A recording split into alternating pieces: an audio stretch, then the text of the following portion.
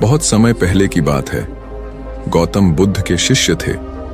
एक बार उनके मन में ख्याल आया कि महात्मा क्यों फालतू की चीजों में परेशान रहते हैं। सब कुछ त्याग दिया। ना तो हमारा कोई घर है, ना कोई खाने की अच्छी चीज है, और ना ही किसी भी तरह की सुख सुविधा। इतनी सर्दी में भी हम इस पैर के नीचे ही बिना बिस्तर के सोते हैं। अगर भगवान ने हमें दिया है तो हमें भी घर बनाना चाहिए।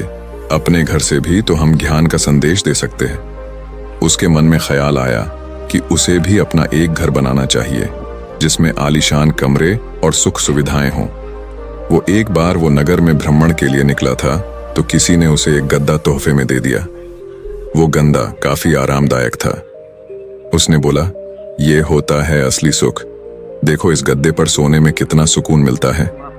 काश अगर एक कमरा भी ऐसे आरामदायक हो, फिर तो जिंदगी कुछ और ही बन जाए। लेकिन महात्मा है कि सुनते ही नहीं है। आखिर सब कुछ त्याग करके खुद को कष्ट पहुंचाना, ये कौन सा जीवन है। उसने विचार किया कि वह अगले दिन भिक्षा मांगने के लिए जाएगा और पैसे इकट्ठे करेगा ताकि वो अपना घर बना सके और आराम से उसमें जीवन गुजार सके। इसी इरादे से वह अनाज और धन इकट्ठा करने के लिए वो नगरी में निकल गए, जिसके लिए वो गांव-गांव की यात्रा शुरू करी और कई लोगों से मुलाकात करते करते और अपने इस आश्रम के बारे में बताया। इसी यात्रा के दौरान उनकी मुलाकात एक किसान से हुई। वो किसान बहुत गरीब था लेकिन फिर भी काफी उदार दिल का था। उसने महात्मा से आग्रह किया कि आप बहुत थक गए हैं, आप आज रात्रि को मेरे घर पे विश्राम करें और भोजन ग्रहण करें तो आपकी बहुत अनुकंपा होगी। वो महात्मा मान गए। उसने उनका स्वागत किया और उनके आने का कारण पूछा। महात्मा ने उसे सारी बातें बताई। मैं बहुत दूर जंगल से आया हूं और मैं अपने लिए एक आश्रम बनाना चाहता हूं। किसी विचार से मैं इस नगर में भ्रमण पर निकला हूं कि अगर मुझे कुछ धन मिल जाए तो मेरा काम आसान हो जाए। उस किसान ने महात्मा की बात सुनी और बोला, आप निश्चिंत रहे, हमारे गांव में बहुत से उदार और धनी लोग हैं जो आपकी मदद जरूर करेंगे। उसने महात्मा को भोजन कराया और बोला, आप चिंता ना करें, आप आज रात्रि को विश्राम करें, बाकी सुबह का कल देखेंगे। लेकिन उस किसान के घर में सिर्फ एक ही बिस्तर, एक ही चौकी थी और सोने का सिर्फ एक ही बंदोबस्त था।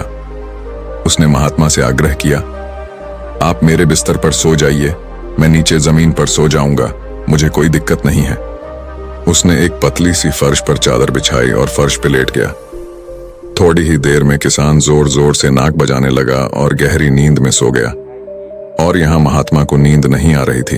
दरअसल उनकी पुरानी आश्रम में जो मोटा गद्दा था, जिसको किसी ने उनकी दान में दिया, महात्मा को उस गद्दे पर सोने की आदत थी। उस गद्दे में वह आराम से सोते थे।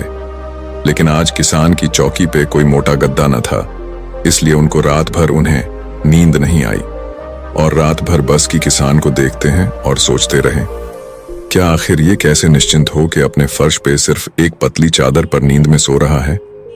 सारी रात ऐसे ही बीत गई। अगले दिन सुबह हुई। किसान उठा और महात्मा का चरण स्पर्श किया और महात्मा से पूछा कि आपको कोई रात में दिक्कत तो नहीं हुई। महात्मा ने बोला, नहीं, मुझे कोई दिक्कत नहीं हुई, लेकिन मैं तुमसे एक बात पूछना चाहता, तुम बिना किसी बिस्तर के इस फर्श पर कैसे सो जाते हो? तुम्हें नींद कैसे आ गई? मैं तो यही देखकर हैरान हूं। किसान बताता है, दरअसल दिन भर में मजदूरी करता हूं और मजदूरी की शरीर में इतनी थकावट आ जाती है कि घर आते ही मुझे बस बिस्तर की तलाश होती है। मोटे गद्दे बिस्तर न भी हो तो मेरा काम चल जाता है। मैं घर आते ही खाना बनाता हूं और उसके बाद मैं कहीं भी सो जाता हूं, मुझे कोई दिक्कत नहीं है। मुझे नींद भी बहुत अच्छी आती है। जब शरीर में थकावट हो फिर तो शरीर को कहीं भी नींद आ जाती। उससे क्या फर्क पड़ता है क्या आपके पास महल है या मोटा गद्दा है, या आप किस आप पलंग पर सो रहे हो या आप नीचे सो रहे। शरीर को तो बस आराम की आवश्यकता होती है। किसान ने पूछा, यह गुरुवार क्या मैं आपके साथ धन एकत्र करने चल सकता हूं? मेरी इच्छा है कि आपके साथ आपके उस आश्रम बनने में मैं आपके साथ मिलकर काम करूं और कुछ धन इकट्ठा करूं।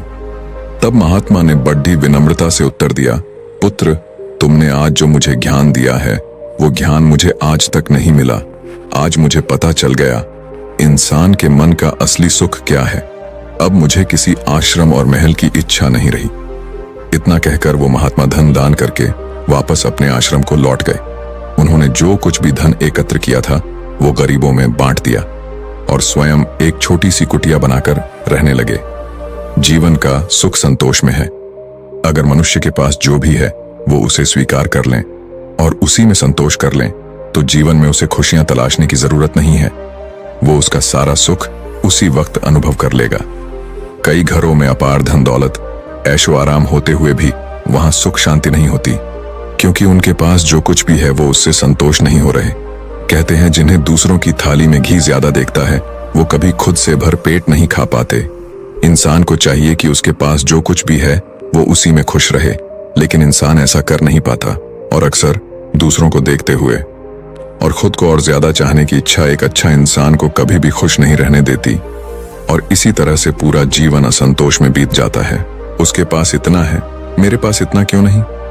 हम हमेशा दूसरों को देख के उनसे हैं कि हमें इतना क्यों नहीं मिला।